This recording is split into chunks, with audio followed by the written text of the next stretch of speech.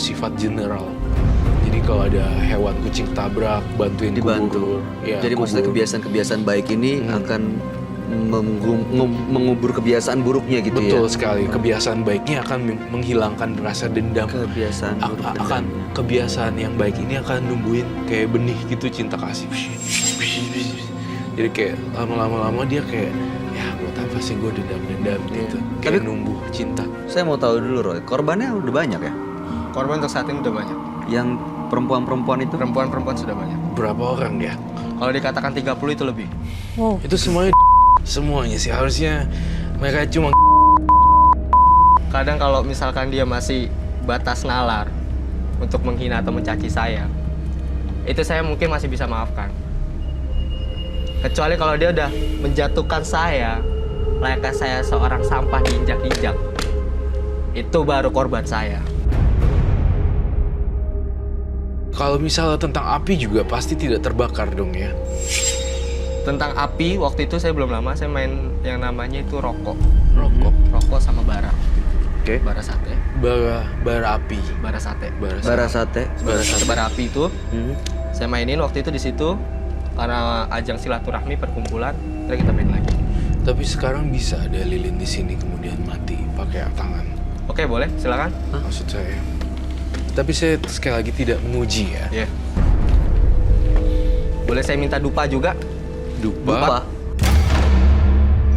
Ini nggak akan kebakar. Anda Sebentar. maksudnya Anda bisa tahan api ini? Ya. Sebentar ya. Saya minta dupa di sini.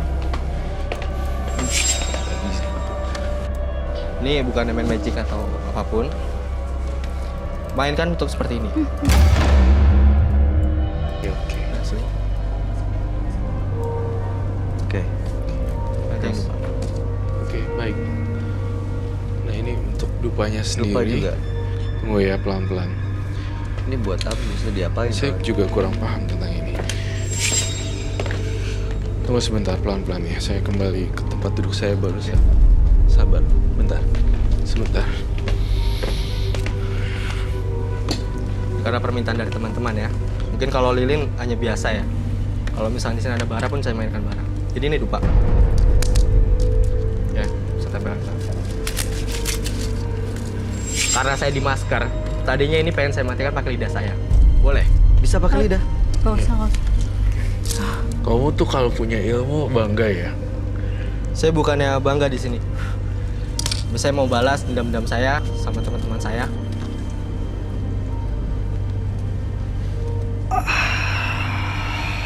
Dan ini tuh buat saya energi. Ini yang melakukan dan membuat dia kebal dari gini-ginian tuh jin-jin yang jagain dia itu. Iya, jin-jin Yang yang ngikutin jagain dia. dia juga sih. Kamu kembali ke jalan yang lebih normal lah. Jangan jadi apa?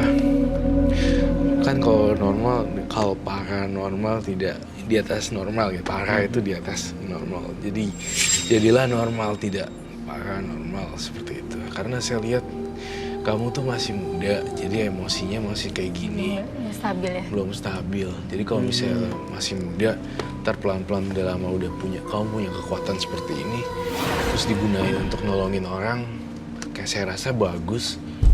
Jujur saya di sini pun juga sebenarnya saya butuh pembimbing, butuh guru, butuh yang untuk ngasih tahu alur jalan saya, tolong lurus ke sini. Kalau saya belok, tolong diingatkan kamu lurus ke sini. Jujur saya ke sini pun saya juga minta yang namanya untuk dibersihkan badan saya. Karena waktu itu saya sempat pergi ke salah satu tempat di Cimande sama di Garut. Saya minta tolong di situ, tolong bersihkan badan saya, tapi mereka tak sanggup. Nggak sanggup. Nggak sanggup. Sebenarnya yang bersihin diri kamu tuh diri kamu sendiri loh. Cuma sholat, baca Ya, yasin. kayak gitu ya. Sebelum dia selesai, saya mau satu pertanyaan. Kalau dia nggak ngebersihin semuanya, apa yang terjadi? Apa efeknya buat dia? Roy? Efek yang paling buruk buat dia adalah kematian buat dia sendiri. Nyawa yang hilang. Karena nyawa dibayar dengan nyawa. Jadi kamu ada resiko kematian yang tinggi. Entah itu jatuh dari ketinggian, entah itu keserempet, entah itu ditodong sama orang, dicopet dan segala macam, ditusuk pisau. Itu sangat-sangat alami sekali dan bisa saja terjadi. Karena saya juga melihat di sini kamu juga bisa disantet orang pada saat lengah subuh-subuh hari, tiba-tiba disantet dan ada nyawanya. Orang berpikir kamu angin duduk padahal disantet. Itu yang kemungkinan terburuk kalau kamu nggak berubah. Oke. Jadi memang kalau dari apa yang disampaikan Roy, semua ini bisa bersih. Resiko-resiko itu bisa hilang kalau memang Anda mulai dari diri Anda sendiri. Ini harus dikembaliin semua, Roy, barang-barang ini. Ini harus dikembalikan semua, dan saya tidak menyita di sini karena memang bukan tempatnya di Roy. Memang tempatnya ada di pusatnya yang kamu tahu sendiri. Tahu tempatnya tapi? Ya. Tahu tempatnya.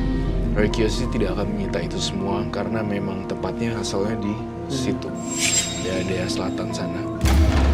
Vita, ada yang mau disampaikan? Ya, Rukia diri sendiri aja.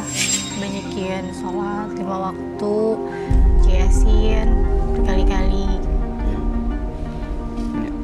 Mudah-mudahan kesabaran yang dimulai dan dipupuk itu akan membawa kebaikan buat Anda sendiri, supaya ya kelebihan yang Anda punya justru bisa membawa kebaikan buat banyak orang, bukan justru malah mencelakai banyak orang. Ya, tadi Anda tujuannya adalah untuk ditunjukin jalannya kemana nih sebenarnya. Mudah-mudahan apa yang disampaikan Roy bisa membuka mata dan hati Anda. Ada lagi mau disampaikan, Roy? Udah, itu saja dari Roy Kiyoshi hari ini. Oke.